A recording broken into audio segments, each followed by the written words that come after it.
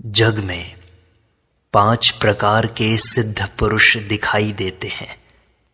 पहले स्वप्न सिद्ध, ये स्वप्न में दर्शन प्राप्त करके सिद्ध हो जाते हैं। दूसरे मंत्र सिद्ध, ये मंत्र जपते हुए सिद्ध हो जाते हैं। तीसरे हठात सिद्ध, जैसे कोई गरीब आदमी जमीन के नीचे गड़ा हुआ खजाना पाकर या किसी धनी व्यक्ति की लड़की से विवाह करके अचानक धनवान बन जाता है, उसी प्रकार कई पापी लोग अचानक स्वयं को बदलकर ईश्वरीय राज्य में पहुंच जाते हैं। इन्हें हठात सिद्ध कहा जाता है। चौथे कृपा सिद्ध, केवल ईश्वर की पूजा से ही जो सिद्ध हो गए हैं वे कृपा सिद्ध कहलाते हैं। जिस प्रकार किसी को जंगल की सफाई करते करते पुराने तालाब, मकान इत्यादि मिल जाते हैं, फिर उसे स्वयं कष्ट उठाकर यह सब तैयार नहीं करना पड़ता, उसी प्रकार कई जन मामूली सी साधना करते ही सिद्ध हो जाते हैं। पांचवें नित्य सिद्ध, ये जन्म से ही सिद्ध होते हैं। जैसे लौकी की बेल में पहले फल आते हैं, पीछे फूल, वैसे ही नित्य सिद्ध लोग पहले से ही सिद्ध होते हैं। बाद में वे लोक शिक्षा प्राप्त करते हैं तथा उसके लिए साधना करते हैं। कुछ लोग होते हैं जो आम खाकर मुंह पोंछकर बैठे रहते हैं ताकि कोई जान न पाए, पर कोई कोई ऐसे भी होते हैं कि उन्हें यदि एक भी आम मिल जाए तो वे उसे काटकर सबको थोड़ा थोड़ा बांटने के बाद स्वयं खाते हैं। इसी प्रकार कुछ साधक होते हैं जो ईश्वर दर्शन का आनंद प्राप्त करने के बाद दूसरों को भी वह आनंद चखाने का प्रयत्न करते हैं। सिद्ध पुरुष ईश्वर का दर्शन कर लेते हैं। अब ईश्वर के दर्शन के बाद की अवस्था बताते हैं। ईश्वर दर्शन कर लेने के बाद मनुष्य पूर्ण रूप से परिवर्तित हो जाता है। किसी किसी का चैतन्य जाग जाता है, परंतु इसके कुछ लक्षण होते हैं। ऐसे व्यक्ति को ईश्वरीय प्रसंग छोड़ दूसरा कुछ भी सुनना या बोलना अच्छा नहीं लगता।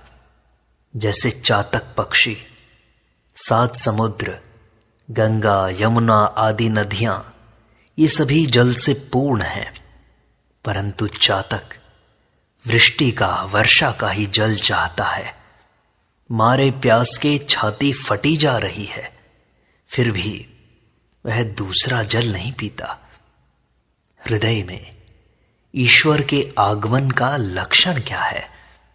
जिस प्रकार उषा की लाली सूर्य के उदित होने की सूचना देती है, उसी प्रकार निस्वार्थता, पवित्रता तथा सज्जनता ईश्वर के आगमन की सूचना देती है। जिस प्रकार मालिक किसी नौकर के घर जाने से पहले अपने भंडार से साज सामान, अपने बैठने लायक आसन, भोजन की सामग्री इत्यादि भिजवा देता है, उसी प्रकार हरि भी, भगवान भी साधक के हृदय भवन में आविर्भूत होने से पहले उसमें प्रेम, भक्ति, विश्वास, व्याकुलता इत्यादि जगा देते हैं। ईश्वर दर्शन होने का एक लक्षण है आनंद। जैसे समुद्र में ऊपर तो तरंगों का खूब कोलाहल रहता है, परंतु नीचे शांत गंभीर जल होता है। ईश्वरीय आनंद की प्राप्ति होने पर मनुष्य उस नशे में मस्त हो जाता है। शराब न पीते हुए भी वह पूरे शराबी के जैसा प्रतीत होता है। जब मैं अपनी जगत जननी मां के चरणों के दर्शन पाता हूं, तब मैं इतना मत्त हो जाता हूं मानो मैंने 5 बोतल शराब पी ली हो। ऐसी अवस्था में बिना विचार किए चाहे जिसके हाथ का भोजन नहीं लिया जा सकता। यथार्थ आत्मज्ञानी, यथार्थ सिद्ध तो वह है जो जीवित रहते हुए भी मृत के समान है, अर्थात जो मृतदेह की भांति काम वासना से रहित हो गया है। ज्ञान लाभ होने पर ईश्वर दूर के नहीं प्रतीत होते, तब फिर वे नहीं रह जाते, ये बन जाते हैं। हृदय में ही उनके दर्शन होते हैं। वे सबके भीतर हैं। जो उन्हें खोजता है वही पाता है। जिस प्रकार जल में डुबोया हुआ कुंभ भीतर बाहर जल से पूर्ण रहता है, उसी प्रकार ईश्वर में मग्न हुआ व्यक्ति भीतर बाहर सर्वत्र सर्वव्यापी ईश्वर को ही देखता है। ईश्वर लाभ हो जाने के बाद सर्वत्र सभी वस्तु में वे ही विराजमान दिखाई देते हैं, परंतु मनुष्यों में उनका अधिक प्रकाश है। फिर मनुष्यों में जो सत्वगुणी भक्त हैं, जिनमें कामिनी कांचन के भोग की बिल्कुल इच्छा नहीं, उनके भीतर और भी अधिक प्रकाश है। ईश्वर दर्शन के बाद भक्त को उनकी लीला देखने की अभिलाषा होती है। रावण वध के बाद जब रामचंद्र जी राक्षसपुरी में प्रवेश करने लगे, तो बूढ़ी निक्षा दौड़ती हुई भागने लगी। तब लक्ष्मण बोले, राम, कैसे अचरज की बात है, देखो यह निक्षा कितनी बूढ़ी है, इसने कितना अधिक पुत्र शोक भोगा है, फिर भी इसे प्राणों का भय इतना है कि भाग रही है।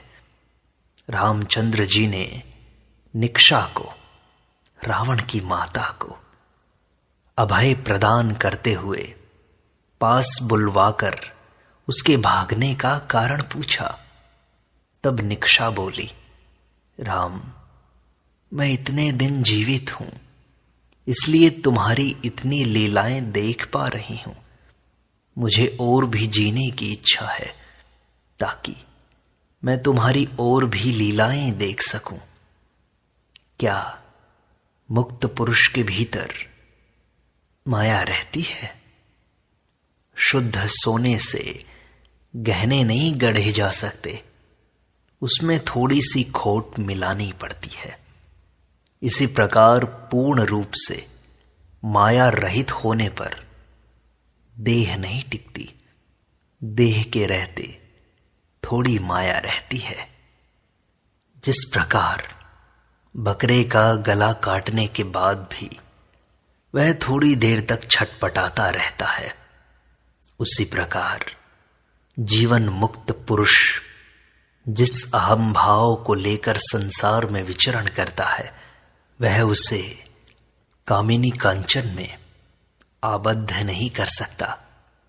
देह का जन्म हुआ है, इसलिए मृत्यु भी होगी, किंतु आत्मा के मृत्यु पास भी नहीं आती। सुपारी पक जाने पर छिलके से अलग हो जाती है, परंतु कच्ची सुपारी को छिलके से अलग करना बड़ी टेढ़ी खीर है। ईश्वर के दर्शन होने पर देहात्म बुद्धि चली जाती है, तब देह और आत्मा अलग अलग हैं, यह अनुभव हो जाता है। सिद्ध पुरुष निर्विकार रहता है। जब नारियल के पेड़ की टहनी झड़ जाती है, तो उसकी जगह सिर्फ उसका निशान रह जाता है, जिससे पता चलता है कि इस स्थान पर किसी समय एक टहनी थी। इसी प्रकार जिसे ईश्वर लाभ हो जाता है, उसमें अहंकार का केवल चिन्ह भर रह जाता है। काम क्रोध इत्यादि का केवल आकार मात्र रह जाता है। उसकी अवस्था बालक जैसी हो जाती है।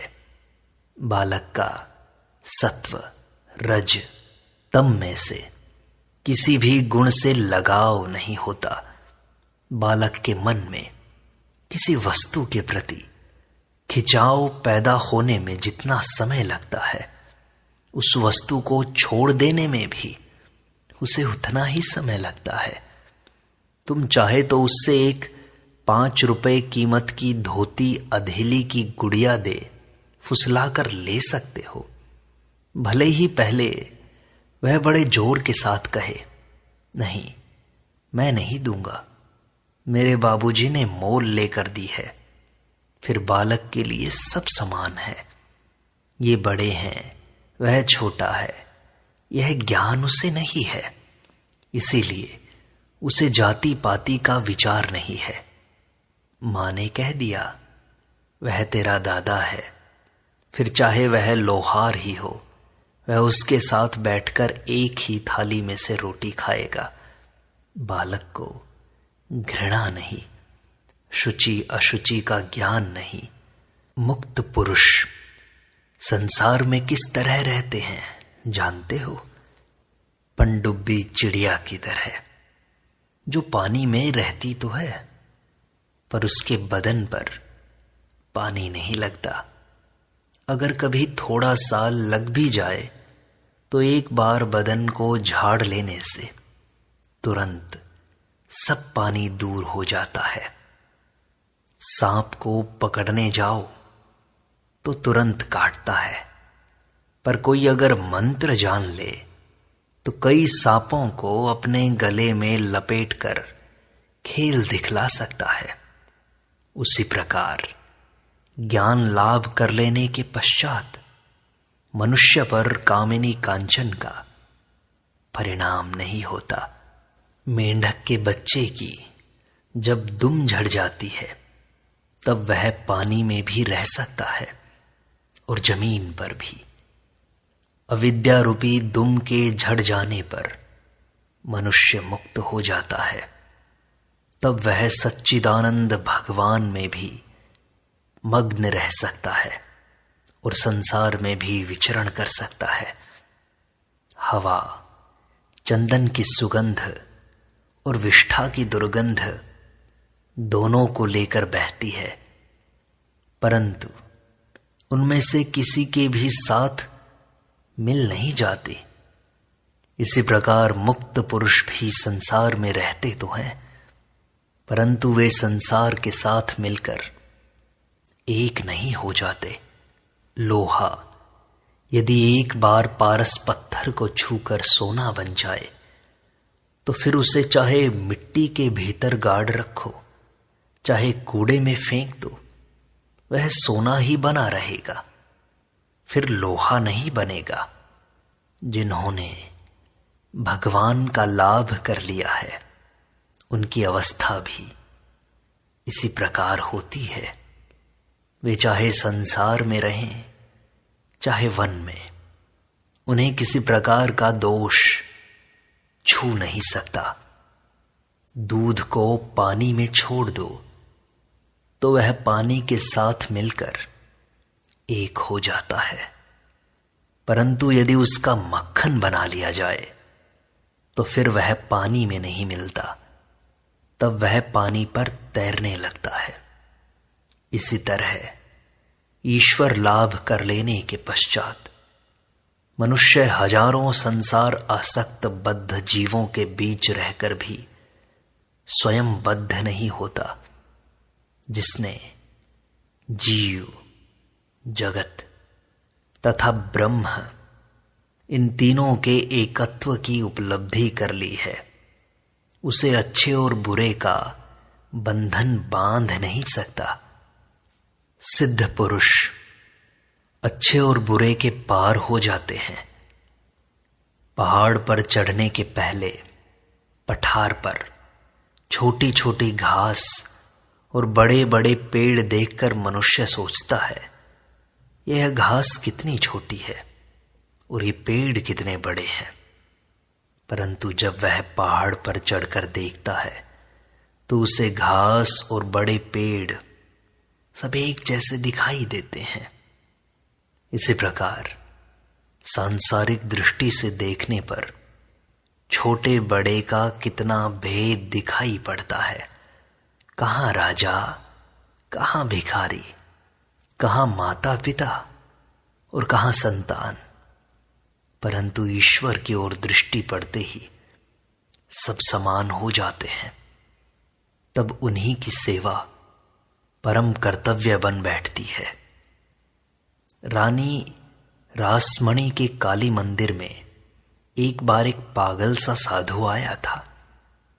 एक दिन उसे कुछ खाने को नहीं मिला, पर उसने किसी से कुछ नहीं मांगा।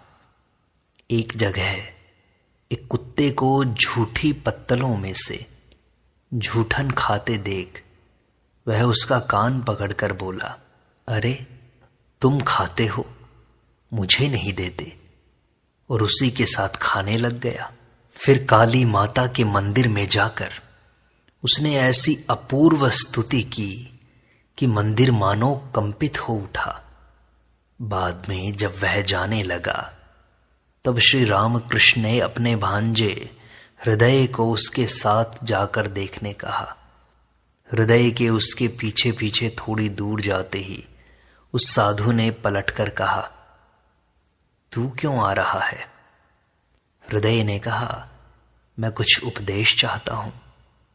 तब साधु ने कहा, जिस समय तुझे यह नाले का पानी और वह गंगा का पानी दोनों एक जैसे लगे, जिस समय यह शहनाई की आवाज और कोलाहल की आवाज एक जैसी लगे, उस समय तुझे ठीक ठीक ज्ञान का लाभ होगा।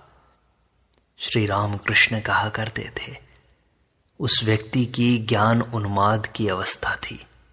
सिद्ध पुरुष संसार में बालकवत, पिशाचवत या उन्मत्तवत विचरण किया करते हैं। परमहंस की अवस्था बालक जैसी होती है। 5 वर्ष के बालक की तरह उसे स्त्री और पुरुष में कोई भेद मालूम नहीं होता, परंतु फिर भी संसार के सामने आदर्श रखने के लिए उसे कामिनी से सावधानी बरतनी चाहिए। एक बार जनक राजा की सभा में एक सन्यासिनी आई। उसे देख जनक ने सिर नीचा कर लिया, आंखें झुका ली। यह देख सन्यासिनी बोली, हे जनक, तुम्हें अब भी स्त्रियों को देखकर इतना भय लगता है? पूर्ण ज्ञान हो जाने पर 5 साल के बच्चे का सा स्वभाव हो जाता है। तब यह स्त्री है और यह पुरुष, इस प्रकार भेद बुद्धि नहीं रहती। यद्यपि संसार में रहने वाले ज्ञानी में कुछ दाग लग सकता है, परंतु उस दाग के कारण कोई हानि नहीं होती। चंद्रमा की कालीमा है तो सही, पर उससे उसके प्रकाश में कोई बाधा नहीं होती।